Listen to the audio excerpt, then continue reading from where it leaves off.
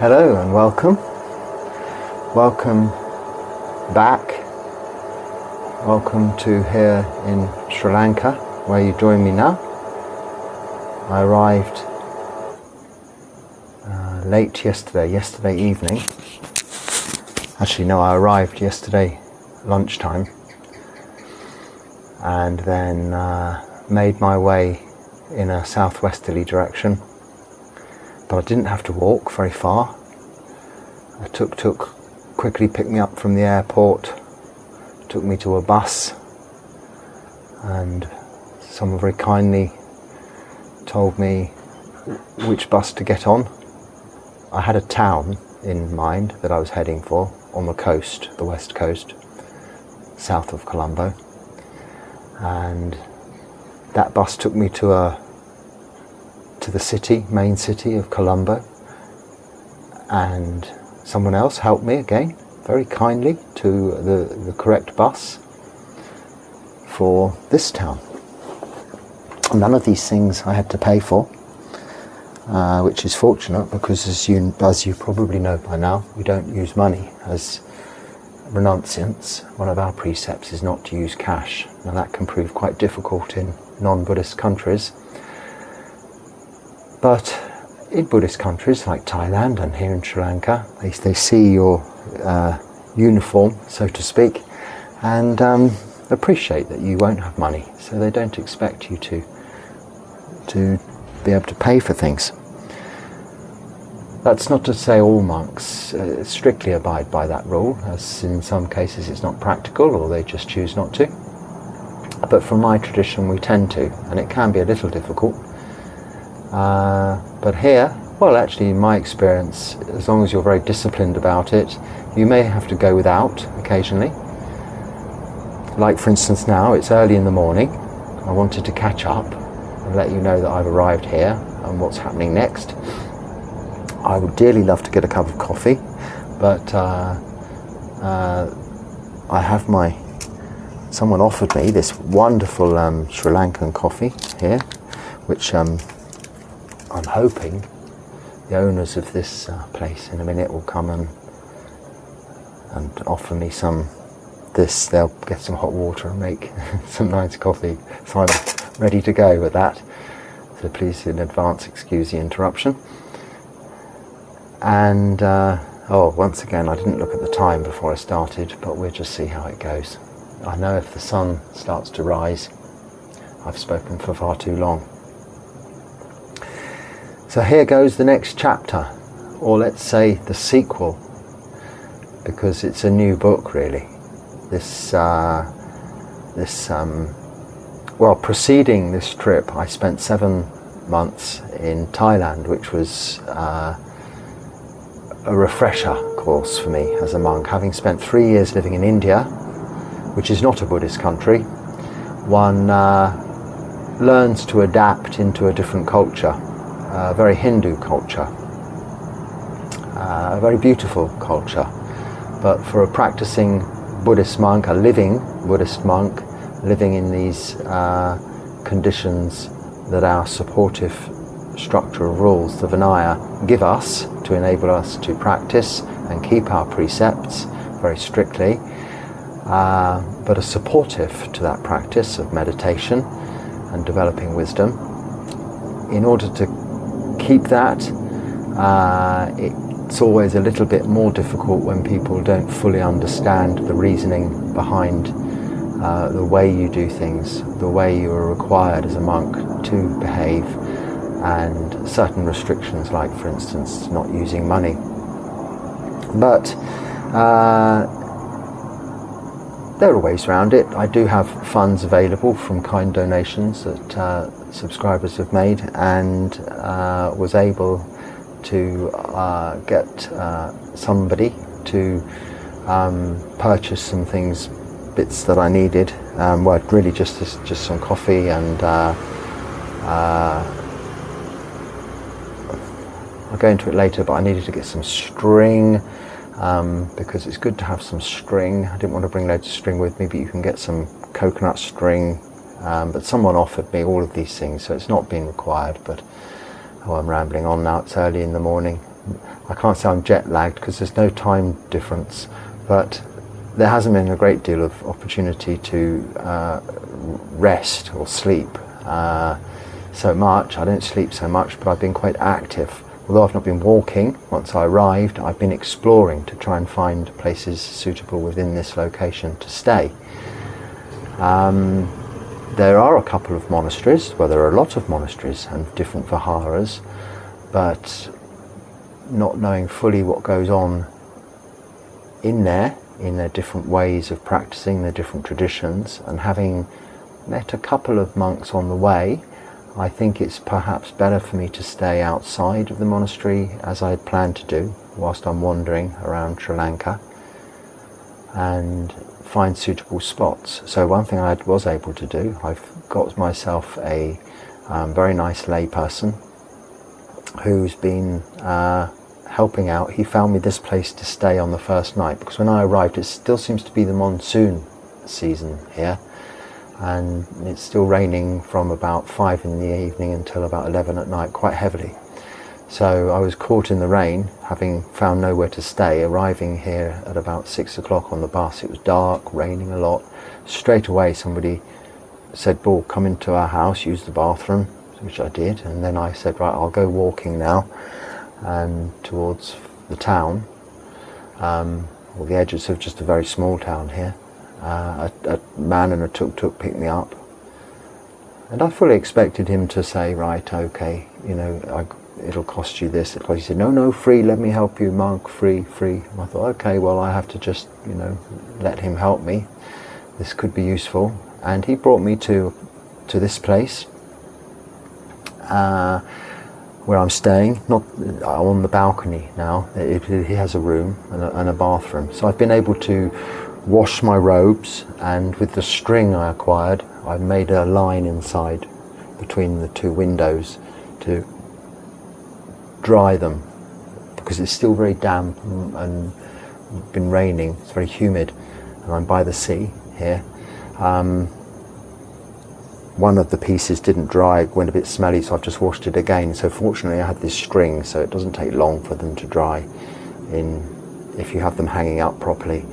But you have to be very careful about that. Once you get mildew or mould on any of this cloth, then it's ruined.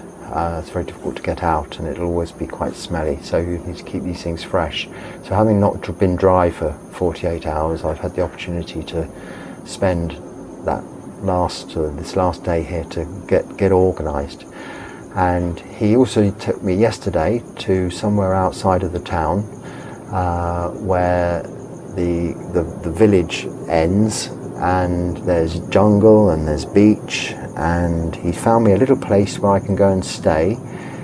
Now he says he's going to build me a little hut in the jungle, so I don't know whether he thinks I'm staying for a long time. The question you're asked always, in India, wherever really, and here it seems also, is where are you going? How long are you here for? Where are you from?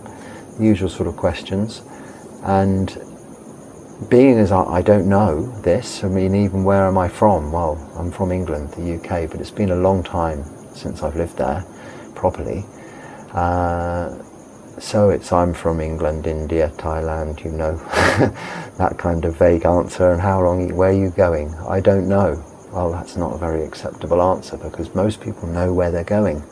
But of course I don't need to know where I'm going, or even want to know where I'm going. It doesn't matter. I'm here, this is all that matters. But this isn't a very polite way to reply, so I say, I'm not sure. Mai nai, as they say in Thailand, Mai nai, I'm not sure yet. We'll see, I've just arrived.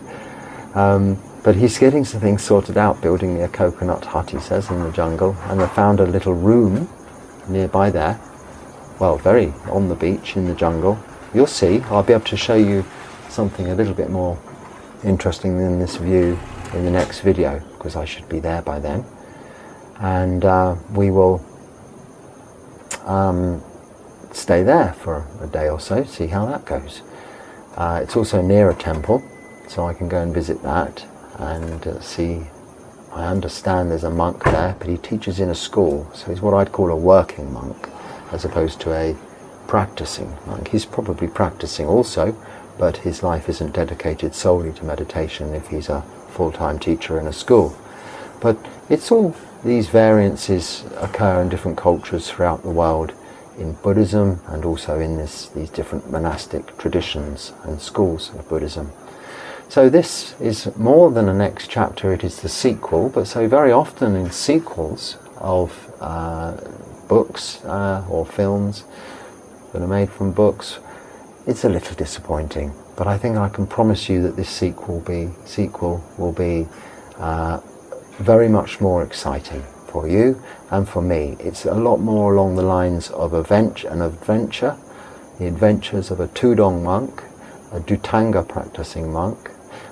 This is a monk practicing various ascetic practices, living this life of austerity, of a renunciation, strictly to the monastic code of practice, if you like, the Vinaya, the rules, and putting into practice in this modern day and age a tradition of 2,566 years of age that the Buddha put in place for us to live and exist in harmony with lay people, with lay supporters. And this is there's no more beautiful country to do this than here in Sri Lanka, which has the oldest surviving tradition of Buddhism, still prominent today. It's a Buddhist country with a Buddhist culture and constitution, and it has been such since some only 300 or 400 years after the time of the Buddha, and ever since, with its various conquests and invaders and that's gone on throughout those millennia, but it's always had this underlying culture of Buddhism. So it of course has adapted some peculiarities, I'm sure. I haven't experienced any of them yet, or I don't know anything about Sinhalese or the tradition here in Sri Lanka. I will learn, but I stick to my own practice as in the Sutta Pitaka, the word of the Buddha, in the discourses of his teachings, that is, of the Dharma, to his Sangha then, his monastics, his early disciples, and the lay followers then, which remains the same to this date as it stands now, unchanged, including those rules.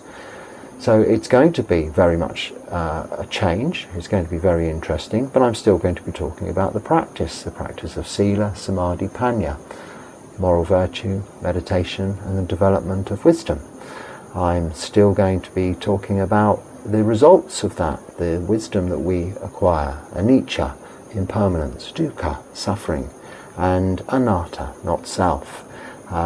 This I will be putting into practical use in the same way that you can put these teachings, the Dharma, the practice, into practical use in your everyday lives, because that is the whole point.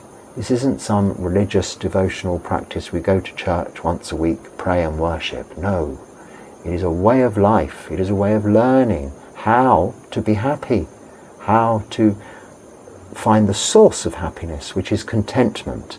And that is from the reduction and eventually eradication of desire, the root causes of desire, the defilements of greed, hatred and delusion. By eradicating those, we lose desire, unwholesome desire that is, replaced only by good desire, desire to help and be kind, but in a very positive way, without taking on additional burden, just through natural synergy, harmony and generosity of the heart, through the practice that you develop through leading a calm and tranquil existence, supported by, in the case of lay people, the very simple rules of no killing, stealing, sexual misconduct, lying, or the taking of intoxicants. That's all. Now, of course, as monks, as nuns, bhikkhus or bhikkhunis, we have a lot more rules. But they're not rules like those 5 precepts that we must not break. They are supportive structures to making it absolutely impossible for us to break those 5 precepts. Well, not impossible, but impossible without breaking any of those other 227 rules of a monk or 311 as a nun. So it may seem that sometimes you might think, well, why didn't he just go down there, put the kettle on and make a cup of coffee? Well, I wouldn't. Technically, if the kettle was already there and filled with water, then that's okay, but it isn't. And I also have an additional, which isn't a rule. It's part of my own personal training that came along before Buddhism, that I've been practicing for a good long time now, is trying not to ask. By this way, if you never ask for anything, you become invisible. Now, I was sort of brought up along these lines of ask and you will receive. But I've also found through many years of experience that by not asking, you will receive, but only what you need. And it's very much more important to receive what you need than to receive what you think you want or get what you think you want. You also then find that you are never without what you need. If it's something you really need, you don't go without, because people are aware of you, but not having to put up with you, notice you, or be bothered by you. So they're more willing to assist. And there's no better example in this country with regards to being a monk than to experience that. I only have to walk out of this road here, this little lane, into the main road, and I will have at least 2 or 3 tuk-tuks just stop, and they'll say, oh, a tuk-tuk, by the way, is like a rickshaw, but it's with a motor these days, like a scooter that's made into a thing with 2 seats in the back, you know, like a tuk-tuk. They're called autos in India. Anyway, you know what I mean. But they'll pull over, and usually I'm used to, not having been in other countries that aren't Buddhist, used to big bargaining, negotiation and explaining, no, I'm walking because I don't have money, I'm a monk. Here there's no question, it's just, please hop in, where are you going? Well, I'm only going there, it doesn't matter. They just want to help. They know you're a monk, and they know that you need very basic things that they can offer. They don't need to put themselves out. They're going in that direction anyway. There's no financial transaction involved. So it is pure generosity, dana, helping. And it's a very beautiful thing to experience. I did yesterday morning go on Pindapat with my alms bowl. I didn't know where to go, where the places might be suitable for that. So I don't think I went to the right places, but I was invited in and given a meal. Actually, before I left, the people here, no, that was when I was, yeah, I was invited in and given a meal, substantial rice and very, very, very wonderful, beautiful food on a plate. And I thought, well, I normally have a food in my bowl, this bowl here. Well, I just, no language to speak here for me, so just eat the food. So it's very nice. Well, I had to eat it with my hands. It's what they do here, like in India.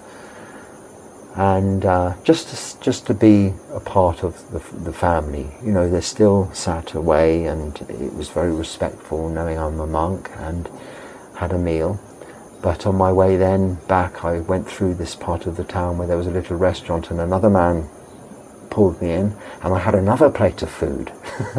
But having not eaten for over 24 hours, well, quite a bit over 24 hours, because I arrived here in Sri Lanka before lunchtime, when we stop eating at mid-noon. So apart from a box of cashew nuts on the plane and some breakfast at the monastery in the city in Bangalore before I left for the airport at 8 o'clock in the morning, I'd had nothing to eat. So I had two what you'd call lunches, 1, 2, and then when I got back here, the people who own this place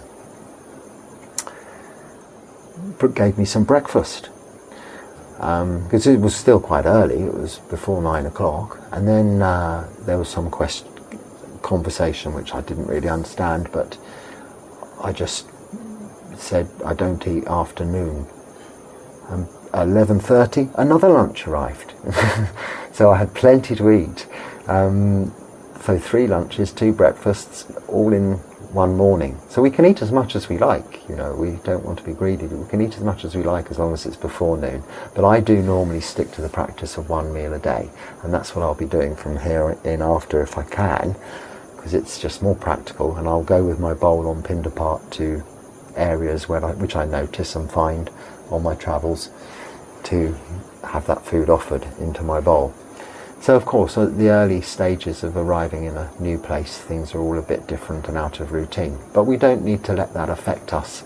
We can just see it as the vicissitudes of life, the changing and ever-present nature of anicca, this uncertainty, this impermanence, which is all part of the training, of course, and what we are learning to understand. Because by accepting this uncertainty, some might call it insecurity, because of course, we have nothing as wandering mendicants that one could grip onto as security. We don't have a home, we don't have an income, we don't have a pot of savings or a supportive structure that we can guarantee.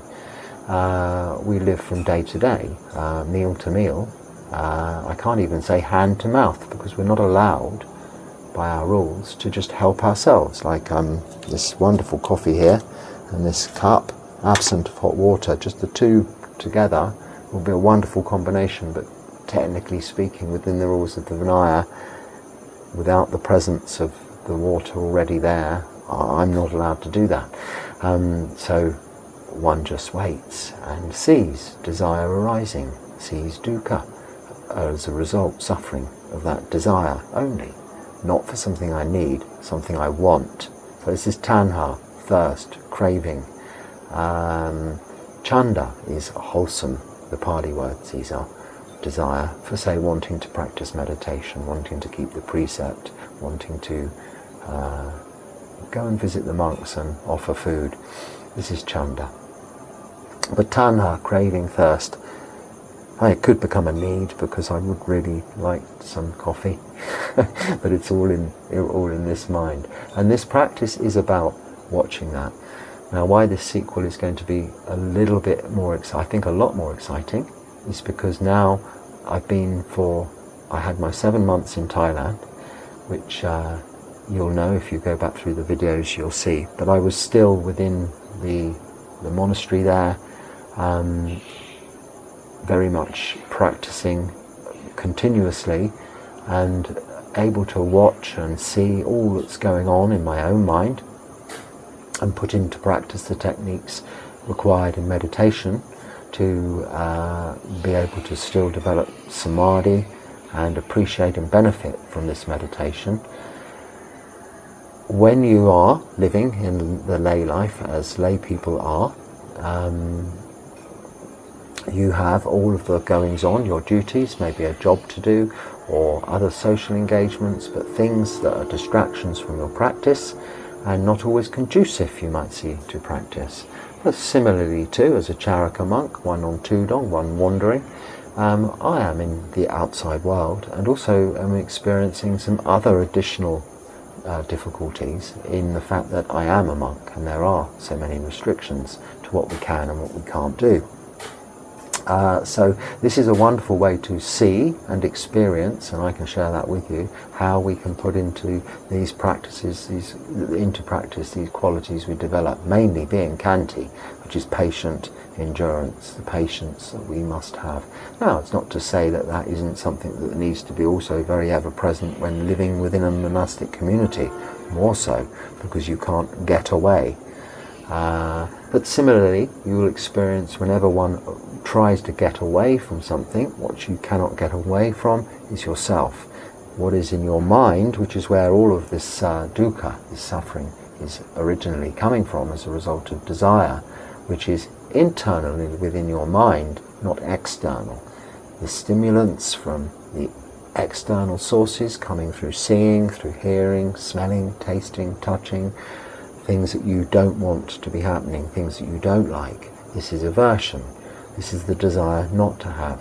And then the things that you see, hear, smell, taste, touch, and you really want, I really want that coffee, is desire to have, to want, creating the same dukkha, suffering, unsatisfactoriness. However subtle, it's there.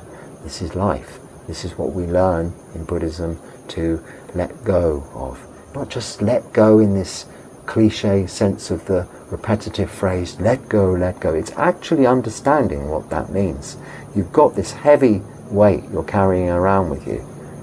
I had only my bowl and my yam, which is just a cloth bag for my passport over my shoulder, which isn't very heavy because it's all over my entire worldly goods and everything I own is in this bowl, even at this moment, because it's where I keep things overnight to keep it away from damp, which doesn't consist of much more than a toothbrush, razor and some string. It's there, it becomes heavy, it becomes a burden, it's on my shoulder as I'm walking through airports, through immigration, which incidentally here, firstly in Terminal 2 in Bangalore, I've criticised Terminal 1 often as being such a terrible experience I've had of Indian immigration. I must say, Terminal 2 was a whole new experience. I think they don't have English tourists at Terminal 2 in India because there would be actually no reason for an English tourist to be flying from Bangalore. Maybe in transit, but not from the external coming in way to Sri Lanka. So that I was probably unique in that sense. But I was treated very well there. So thank you, Terminal 2 in Bangalore. But on arrival here in Colombo, just like Thailand, I mean, I don't even know that I saw immigration or what happened. I was guided off the plane, through something, got a stamp in my passport, no questions. They didn't even want to see a visa or any of this stuff, it seemed. He must have checked online, I guess, I don't know, because it's all done like that these days. But it took no queues. I was taken to the front of the queue being a monk, and everyone's told to wait. And I feel a bit bad. I'm very happy to queue, but one has to get used to this. It's not me, it's the robes they're respecting, this sangha that I'm representing, and that reminds me so very vividly of my responsibility to wearing these robes and my adherence to the Vinaya, how important that is, because it's respect for this tradition, which is not only my chosen religion, chosen tradition, chosen way of practicing and my lifestyle, it is the constitution and culture of many countries, Buddhist countries, this country in particular. So one must respect it. So even if other people aren't fully aware of all of the intricacies of the rules, by us living by them, we are showing lay people how the Buddha put his teachings in place and how it's survived for so many millennia. Because of those rules, we cannot do things 100% for ourselves. We need the help of lay people. And then they have the advantage of not our direct help, but that can be the case, but in terms of talking of Dharma, of teaching, but also seeing that there is an alternative way of living and how they can incorporate the positive aspects of that into their own busy household lives. So this is the synergy. So I think this sequel will be more like a prequel, because it's going back to how I was practicing before the Vasa of a year ago, when I began making these, doing these talks, making these videos. Before that I was pretty much living like I'm going to be living now, but subsequent to that I've stayed in more or less the same places for quite a long time. I could end up staying here for quite a long time. As I say, I don't know, and it doesn't matter. But now I hope that, having missed a few days and in my absence, you've maybe had a chance to catch up on some older videos, but now there will be fresh new talks each day as before. Obviously I was able to procure a SIM, and this hopefully video will upload for this evening, which is, I'm not sure what day it is, about Tuesday evening, maybe it's Wednesday evening, but nevertheless, the day you're watching it will be the evening of the morning I'm making it, if it uploads. Let's hope so, fingers crossed. I know that was a problem in Thailand, not so much when I was in India, because I was near a city then, but we will see. So thank you for watching. I hope something there has been useful, and I will, if there is, use it. If not, just let it go. But from the next video onwards, I should be in there should be some more interesting backgrounds to look forward to, and this prequel or sequel, this next book. I think it is a next book. It's not really the continuing chapter, because things are changing quite dramatically in as you will see and come to experience along with me, but only in the sense of what is useful in terms of the Dharma. This is by no means ever going to be, I'm not going to take you to cafes and show you plates of food and tourist scenes, because there's plenty of other videos on YouTube about that, which are far more popular than these kinds of videos.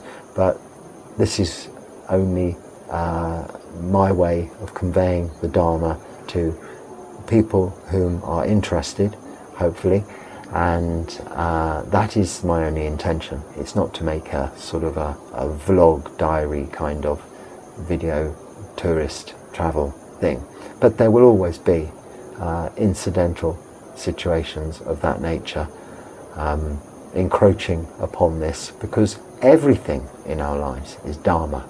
Everything in our lives is truth, nature of the universe, and to be experienced by us. And if we are experiencing these things wisely, we see them for what they truly are, and their true characteristics of anicca, dukkha, anatta, enabling us to really get on with this wonderful practice of Buddhism that is Sila, Samadhi, Panya. So on that point, I'll wish you many blessings with metta from here in Sri Lanka early in the morning, and hope your day has gone well if you're watching this in the evening, and if it's the beginning of the following day, I hope your day goes well, you are able to practice well and enjoy your practice happily on the path towards Nibbana. Sukhi hotu, sukhi hotu, sukhi hotu.